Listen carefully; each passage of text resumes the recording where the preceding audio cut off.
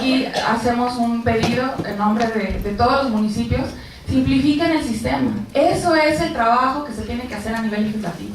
Necesitamos ver la complejidad y simplificarlo. Reconocer la diversidad de nuestras ciudades. La ley de asentamientos humanos no reconoce si existe una megalópolis, una metrópolis chiquita, una grandota, una interestatal, una ciudad, una metrópolis como Tecomán, Armería, que es mi favorita porque son dos ciudades chiquititas, nada más como son dos municipios, ya es zona metropolitana. Mientras que Hermosillo, que es una capital de estado, pues como le faltan 200,000 habitantes, pues entonces no hay zona metropolitana. Entonces no le aplica. Entonces, esa diversidad de las ciudades, de nuestras ciudades, las patrimonios, las costeras, las del sur, las accesibles, las inaccesibles, la ley no la reconoce. Por lo tanto, el sistema de planeación que propone va a rajatabla para todos. No importa dónde estés, qué tamaño tengas, qué complejidad tengas, tú tienes que responder a esto, más aparte de lo que se nos ocurra. Fortalecer los instrumentos que actualmente existen. Por favor, no se creen nuevos instrumentos porque nos encanta ponerles nombres complicados a los nuevos sistemas. Ya hay instrumentos de planeación, los programas municipales de desarrollo, los estatales, que los presidentes municipales, antes muertos que no entregarle al Congreso su plan, porque si no, no pueden pedir recurso. Fortalezcan entonces esos sistemas existentes, no creen otro nuevo, porque entonces, ¿dónde está un poco el reconocimiento de lo que sí está trabajando? Se vincularlos a los presupuestos anuales, trianuales, todo eso. El municipio, el gran punto de negociaciones en noviembre y diciembre para el programa operativo anual. Todo el resto funciona porque se vincula a un presupuesto. La ley tiene que permitir que eso se haga. Que todos esos cuadritos grises que vieron en el sistema que hacen los programas operativos realmente entren en una sola caja. La gestión integral debe empezar por el gobierno federal. Es imposible que le pidamos al municipio que sea integral y que tenga visión a largo plazo si desde la federación estamos poniendo el desorden. No se aprobó el Programa Nacional de Desarrollo Urbano en el sexenio pasado y le echamos la culpa a los municipios por no tener actualizado su marco de planeación. O sea, ¿con qué cara vamos y les decimos a los municipios que no tienen su marco de planeación actualizado si nosotros en la federación no pudimos sacar el Nacional de Desarrollo Urbano? Y así nos vamos con las legislaciones también. Fortalecer a los públicos, menos planes, por favor, menos programas, pero más transparencia y más rendición de cuentas. El hacer algo simple y sencillo no quiere decir que sea gratis ni fácil, nada, al contrario. Hacer las cosas simples y sencillas toma de muchísima complejidad. Un ejemplo es el sistema en Colombia, y aquí uso el mismo código de colores para hablar más o menos de lo mismo. Existe un Plan Nacional de Desarrollo como el de nosotros, que tiene una parte general y por fuerza un plan de inversiones. Todos los proyectos nacionales se van a un banco de programas y proyectos de inversión social. Esto es nuestra desaparecida Secretaría de Planeación, que ahora depende en México de Hacienda, lo que sería el equivalente a la unidad de inversión.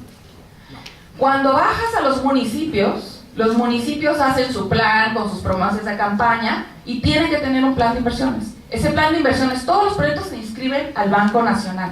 Y el Banco Nacional verifica que hay una congruencia con lo nacional. Pero esta estructura se repite en todas las ciudades, así sea Bogotá, así sea una chiquititita. Todos tienen su banco de programas. Quiere decir que hay un diálogo de estructura en inversiones y programas que tiene su par en las diferentes escalas. Y sobre todo todos tienen que, en el municipio, todos tienen que irse a un solo instrumento de planeación, que es el ordenamiento territorial. Y ese es de todo el municipio, en este caso como México, ¿no? No es que el territorial, no el de las cuencas, porque acá también tenemos planes de cuencas y no los desarrollos rurales no tienen, las comunidades rurales no tienen recursos, etcétera, etcétera. El programa de ordenamiento tiene sus 3 componentes y a él se tienen que desprender los sectoriales: el de movilidad, el de espacio público, el de seguridad, el que es los de planes de manejo de centro histórico, pero dependen y se autorizan con la sombrilla del otro. Y es a través del más grande que se dan las licencias urbanísticas, que es a lo que le interesa al municipio tenerlo. Y sobre todo se establecen escalas. Entonces, ¿hay posibilidades de hacer un sistema simplificado?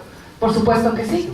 Esa es una propuesta, ya no me da tiempo de comentarla, pero si nosotros vinculáramos los azules, que sabemos que los tienen que hacer, a una estrategia territorial, estrategia a nivel estatal y nacional, porque el programa como tal debe estar fortalecido a nivel municipal, a lo mejor otro gallo nos empezaba a cantar, pero sobre todo incorporando el hecho de todo, vincularlo a ese banco de proyectos, que ya está en las secretarías del Estado a nivel de las secretarías de planeación o en los municipios en las direcciones de planeación o a nivel nacional con la Secretaría de Hacienda. No se tiene que crear algo nuevo, se tiene nada más que alinear ciertas cosas.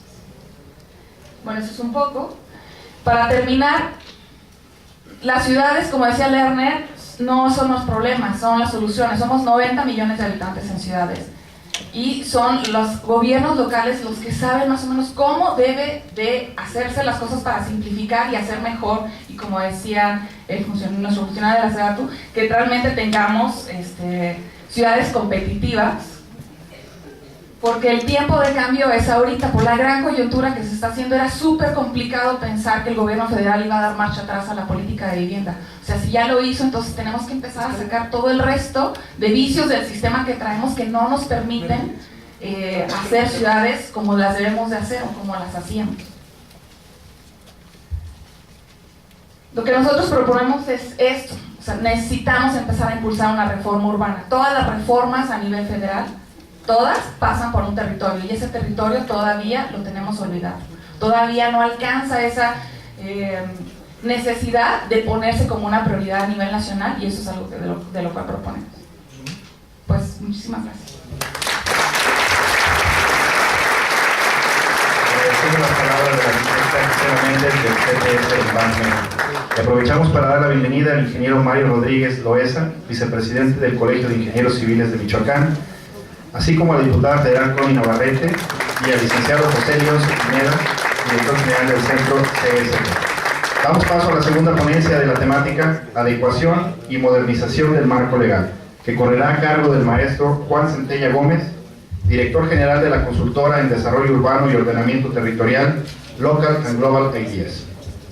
Él es licenciado en urbanismo, maestro en estudios urbanos por el Centro de Estudios Demográficos, Urbanos y Ambientales del Colegio de México y maestro en urbanismo por la Universidad de París XII. Realizó estudios de doctorado en Geografía, Ordenamiento y Urbanismo por la Universidad de París III. Se ha desempeñado en el sector académico y privado. Obtuvo el segundo lugar del Premio Nacional Banobras 1998 y el primer lugar del concurso de ensayo sobre cómo generar las zonas metropolitanas en 2007.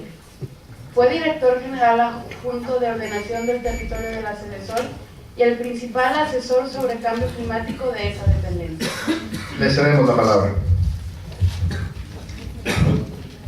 Bueno, pues antes que nada, muchísimas gracias por la invitación y la oportunidad a la diputada Rosa Elba, también a Horacio Guerrero. Muchas gracias por la invitación, por darme la oportunidad de compartir con ustedes algunas ideas. Me pidieron que desarrollara algunas ideas sobre la adecuación y modernización del marco legal en materia de desarrollo urbano y ordenamiento del territorio. Entonces lo que hice fue, poner son tres partes. Yo dividí la presentación en tres partes. Una primera parte que es un poquito los antecedentes, con muchos puntos en común con la presentación que hizo Gisela. Luego una parte de cuál es la situación actual, muy breve, ¿no? Y finalmente una perspectiva territorial, que es, entiendo, el propósito de este foro, ¿no? Definir una agenda legislativa, una serie de reformas que son necesarias para transformar las ciudades y el territorio de este país. Bien, es un poquito el mismo esquema que presentó Gisela, pero puesto de otra forma, y además en el cual quiero hacer énfasis en algunos puntos que me parecen indispensables a propósito del desarrollo institucional en materia de desarrollo urbano y ordenamiento del territorio de nuestro país. En efecto, en los 70s fue realmente la década de oro de la planificación en nuestro país.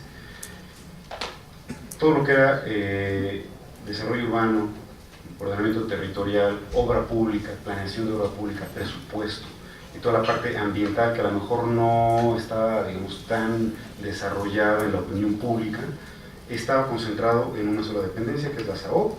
se creó también la Ley General de Asentamientos Humanos en los 70s. En los 80s, ¿qué fue lo que pasó? En los 80s, bueno, en efecto, ¿no?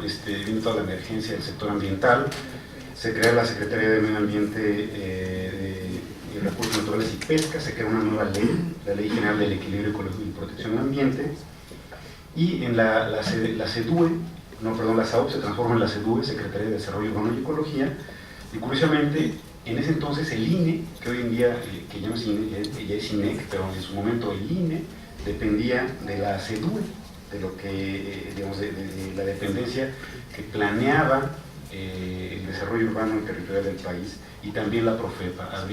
Se abre un brazo que administra justicia, procura justicia y administra la justicia, que es la Profepa, ¿no? Procuraduría Federal de Protección del Ambiente. En los 90s se cambia el nombre de la Semarnat y sus atribuciones, la Semarnat a Semarnat, el INE y la Profepa se sectorizan la Semarnat. Desde los 80s ya, esto tiene... sí, acá está. Sí, bueno. Desde los 80s ya se promulga la Ley GEPA y se reglamenta. Desde entonces se empieza a reglamentar una ley que acababa de ser aprobada.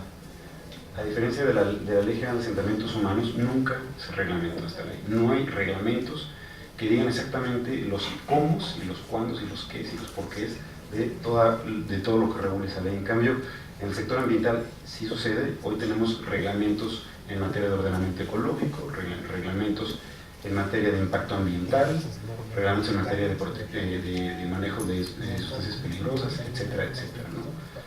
Eso fue también lo que nos pasó, eso fue lo que no pasó acá, ¿no?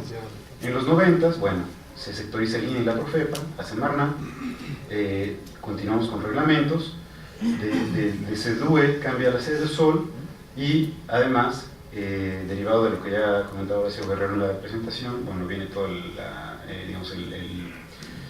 las políticas neoliberales, etcétera, etcétera, la desregulación del mercado habitacional y el surgimiento de nuevas instituciones vinculadas con el sector de la vivienda, ¿no? En ese momento todavía era FOBI, no era todavía Sociedad Hipotecaria Federal, Infonavit y Fobiste en una situación financiera delicada, ¿no? Entonces había que reformar todo eso.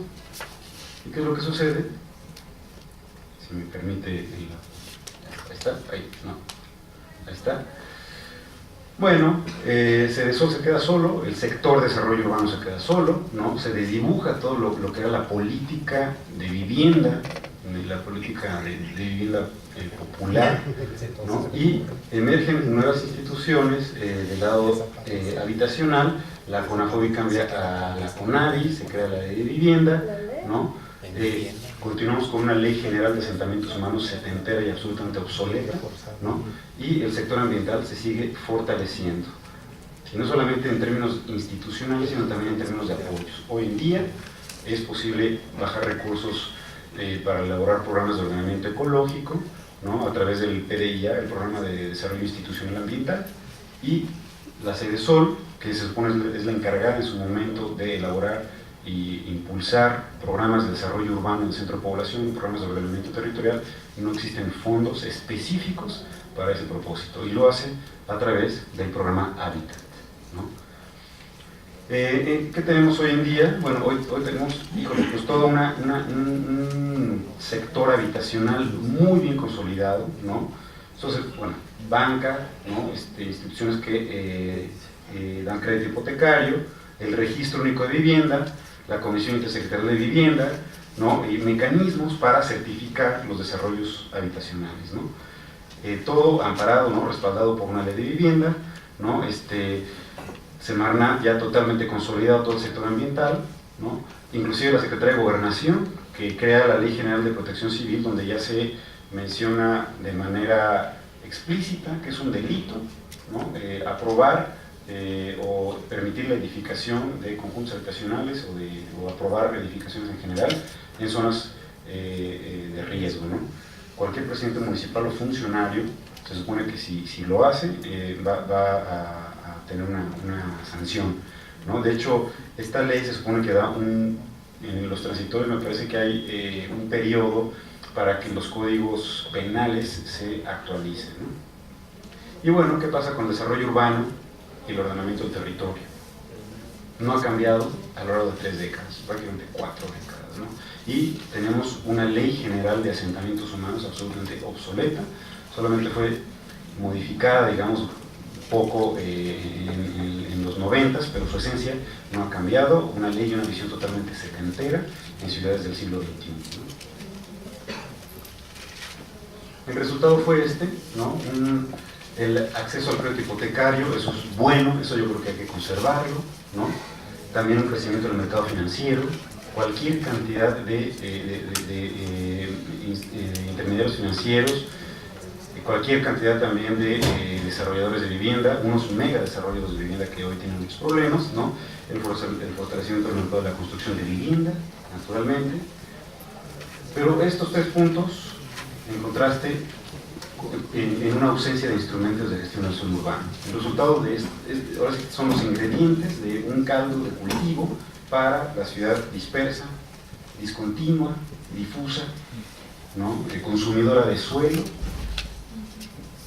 Y bueno, que se acentuó en el sexenio pasado, con la meta que se propuso en ese sexenio de construir 6 millones de créditos a lo largo del sexenio, cuando se otorgaron los mismos créditos en los 16 años anteriores, del 91 al 2006. Bueno, yo creo que igual el resultado es este, ¿no? Tenemos ciudades digamos, que han crecido de manera desproporcionada respecto a lo que crece su población, ciudades cuya población a lo mejor se ha duplicado o se ha triplicado a lo largo de los últimos 30 años, pero que digamos, cuya mancha urbana ha crecido 10, 15 veces, ¿no? Es otra, bueno, la anterior, si quieren les digo qué ciudad es. Esta es Toluca, no, perdón, esta es Puebla Tlaxcala, este es Toluca, ¿no? Anda por ahí Alfonso Irachito.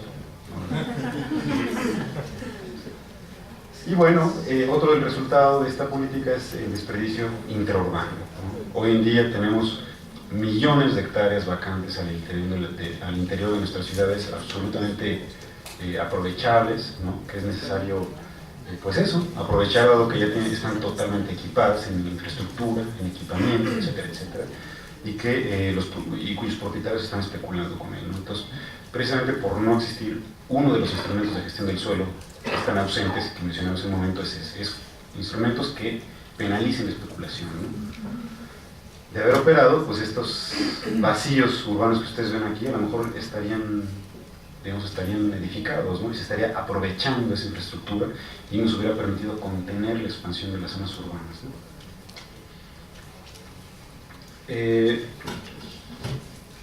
Bueno, tengo otro de los antecedentes, que es un antecedente más inmediato, es la iniciativa para la reforma urbana, la iniciativa de la nueva Ley General de Asentamientos Humanos, Desarrollo Urbano y Ordenamiento del Territorio, ¿no? Que digamos, inició con la legislatura anterior y que propone de manera muy ambiciosa, pero de ese mismo tamaño es el reto, una serie de modificaciones a la Constitución. Yo no quisiera abundar en esto, yo creo que a lo mejor poner énfasis en algunos conceptos que vale la pena resaltar o destacar, ¿no?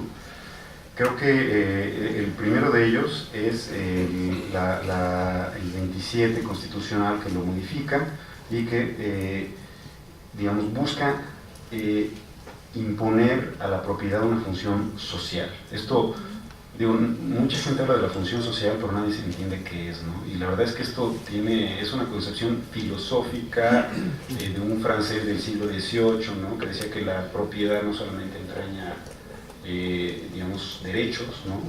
Que es una concepción absoluta más británica, ¿no? Sino también obligaciones. Todo el propietario no solamente tiene que cumplir una serie de derechos, sino también de obligaciones. El hecho de ser propietario, de tener una propiedad, debe beneficiar de alguna forma a la colectividad, ¿no? Es una concepción, digamos, filosófica, insisto, pero que tiene implicaciones muy fuertes en aquellos países donde realmente se le impone no solamente una función social, sino también ambiental a la propiedad. Hoy en día, Colombia es el ejemplo, ¿no? Y Colombia está haciendo muchas cosas muy interesantes, ya nos lo mostró esta Gisela. Bueno, otra cosa que a lo mejor vale la pena señalar a propósito de las modificaciones constitucionales, bueno, es la obligatoriedad de la coordinación metropolitana. Yo no estoy seguro si sea lo más adecuado, cuando menos la experiencia que yo conozco bien el caso francés, y ahí más que obligar a los municipios a que se coordinen en las zonas metropolitanas, lo que se les hace es que se les da un incentivo, se les dio un incentivo fiscal y solo así se coordinaron, pero obligarlos de alguna forma yo tengo mis dudas. Otra cosa que vale la pena señalar aquí es esto, yo creo que no vale la pena detenerlo. Bueno, a lo mejor mencionar, por ahí estaba, facultar al Congreso para que emita normas en una serie de temas. Hoy en día el Congreso no tiene facultades para emitir normas en materia urbana y en consecuencia no puede hacer normas sociales mexicanas. Eso yo creo que habría que revisarlo y ahí sí yo estaría muy de acuerdo con esa modificación constitucional, ¿no? Que el Congreso pueda normar para que el Estado emita normas sociales mexicanas. Todos los sectores, el ambiental en particular, está lleno de normas sociales mexicanas. Necesitamos tener normas sociales mexicanas para una ocupación segura y ordenada del territorio. Bueno, me voy a ir un poquito más rápido. Quisiera yo mencionar las nuevas regulaciones de la propiedad. Se establecen nuevas regulaciones de la propiedad, esto es fundamental. Regular la propiedad del suelo es realmente la punta del iceberg para resolver todos los problemas en materia de desarrollo urbano y de ordenamiento del territorio. Si no somos capaces de regular el suelo, el mercado del suelo, cualquier solución, cualquier programa de desarrollo urbano y de ordenamiento del territorio, por muy bien hecho que esté y por métodos muy innovadores que hubieran aplicado, no va a ser posible que operen si no contamos con estas nuevas regulaciones a la propiedad del suelo. Y no son nuevas, en realidad ya existen en muchas de las entidades federativas, de las leyes en materia de desarrollo urbano de los estados, existen, están ahí. El punto es que no se movilizan, no las aplican por algún motivo. Ejemplo, expropiación por caso de utilidad pública. Nadie se quiere meter con expropiaciones, son una pesadilla y son políticamente muy espinosas. Entonces, y además han quedado en descrédito total porque las pocas expropiaciones que se hicieron en los 70s no iban acompañadas de una indemnización, etcétera. Y empieza a haber algunos casos interesantes, ¿no? Por ejemplo, uno de la vía poniente en el Distrito Federal, Marcelo Ebrard, ¿no? Durante la administración de Ebrard, sí hizo una serie de expropiaciones y permitió construir. Habría que ver pues, cómo lo hicieron, ¿no? Expropiaciones, ¿no? Digamos, concertadas o cómo le hizo, ¿no? Pero en el resto, digamos, ese realmente fue la excepción, ¿no? Las reglas que no se aplican, ¿no? Y así muchos otros, ¿no? Aprovechamiento de áreas y predios ejidales y comunales, ¿no? Delimitar los derechos de preferencia de los órdenes de gobierno, detener las atribuciones de los órdenes de gobierno en materia de, bueno, eso ya, reagrupamiento de predios también, ¿no? Tenemos mucho suelo interurbano, millones de hectáreas que están ahí, se están especulando con ellas. Y no solamente eso, sino que están totalmente fragmentadas en distintos propietarios. Queremos aprovecharlas, se dice en el discurso, hay programas, puede haber subsidios, etcétera. Pero ¿cómo lo hacemos? Necesitamos fusionarlos. Y para eso hay mecanismos, hay instrumentos, es un instrumento de gestión del suelo, ¿no? Programas, por ejemplo, están los polígonos de actuación que también pueden ser movilizados y que nos permite desarrollar precisamente estas zonas, ¿no? Y otra de las...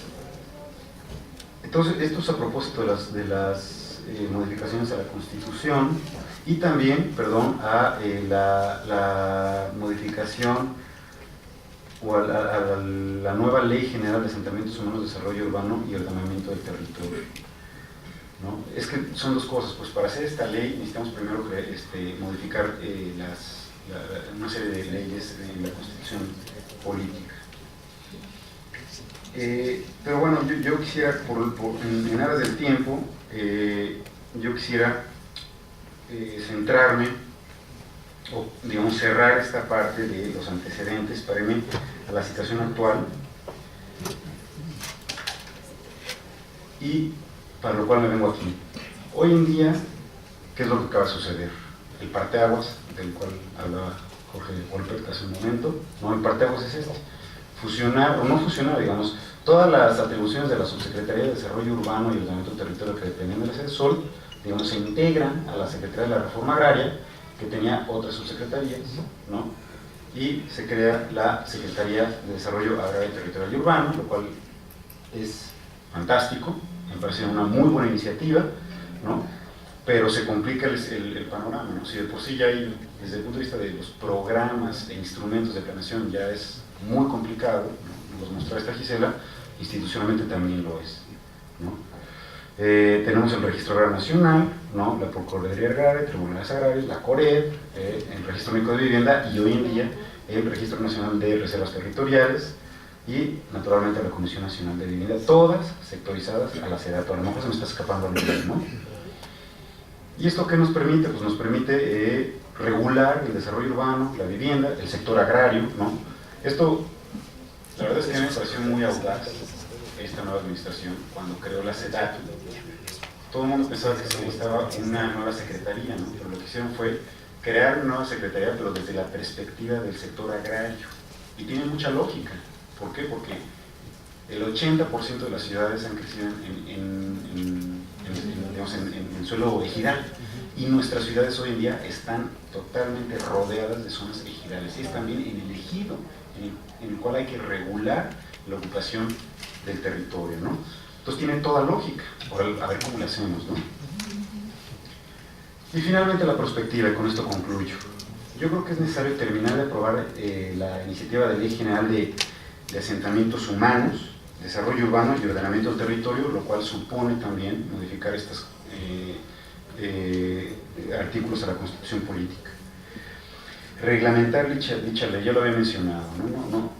Necesitamos saber exactamente cómo aterrizarla a nivel ya de centro de población, a nivel municipal, a nivel de zona metropolitana, para conocer cuáles van a ser estas reglas del juego, ¿no? Necesitamos hacer más los detalles, lo fino, ¿no? Tal como se reglamenta hoy en día el ordenamiento ecológico que deriva de la Ley General del Equilibrio Ecológico y Protección del Ambiente, necesitamos hacer lo mismo con esta nueva ley. Pero primero hay que terminar de aprobarla, darle mayores recursos al proceso de planeación, no solamente recursos para la inversión, digamos, de acciones que se deriven de estos instrumentos de planeación, sino la planeación misma no tiene recursos, no hay fondos para planear. Ustedes pregunten en un municipio, no, es que tengo que bajar recursos del programa Hábitat para hacer programas de desarrollo urbano. Bueno, es absurdo, es ridículo. Necesitamos un fondo nacional para financiar instrumentos de planeación. Darle mayores recursos para esa planeación, emitir normas oficiales mexicanas, rescatar los lineamientos en materia de equipamiento, infraestructura y vinculación con el entorno. Estos lineamientos quedaron en el éter, ¿no? No sé en qué habrá de concluir. Derivan del artículo 73 de la Ley de Vivienda. Se supone que son lineamientos que emitía en su momento la SEDESOL. Supongo que ahora lo tendrá que hacer la SEDATU, pero creo que vale la pena recuperarlos. Además, se trabajó con la Sociedad Hipotecaria Federal, con la Comisión Nacional de Vivienda, etcétera, ¿no? O sea, yo creo que vale la pena rescatarlos. Y finalmente, perfeccionar la aplicación de los instrumentos de gestión urbana. Insisto, es aquí donde está la punta del iceberg. Por ejemplo, yo hablaba de la expropiación por caso de utilidad pública, pero hay todos estos otros, sobre tasa a lotes baldíos, o impuesto progresivo al desperdicio urbano, contribuciones por incremento al valor del suelo, es decir, captura de plusvalías, contribución a mejoras, contribución por densificación, transferencia de derechos de desarrollo, intercambio de edificios y otros tantos. Finalmente, actualizar las leyes estatales en materia de desarrollo urbano y vivienda en este nuevo contexto y actualizar los reglamentos municipales. Y yo, como colofón, diría simplificar el sistema de planeación territorial. Empezando por el gobierno federal, y coincido completamente con esta Gisela, es cualquier cantidad de instrumentos de planeación que regulan el mismo territorio. Lo único que conduce esto es a la confusión por parte de las autoridades locales, ¿no? ¿Qué hago? ¿Un programa de desarrollo urbano en centro de población o un programa de desarrollo urbano municipal? ¿Qué hago? ¿Un programa de ordenamiento ecológico o un programa de ordenamiento territorial? ¿No? Y eso es otro, pero es tema de otro foro, el ordenamiento ecológico y la Semarnat, que no lo estamos aquí. Gracias.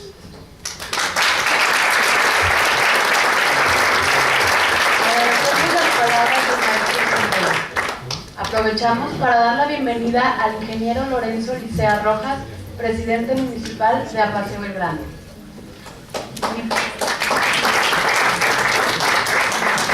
Invitamos a nuestros dos ponentes a que ocupen sus lugares, por favor. Nuestra siguiente temática es política pública y práctica gubernamental. Por ello pedimos al doctor Jorge León Wolper, director general de Desarrollo Urbano y Vivienda de Gobierno de la SEDATU, y al ingeniero Pablo García Prieto, delegado de la SEDATU Guanajuato, que acompañen al arquitecto Guerrero al frente. Cedemos la palabra al doctor León Wolper.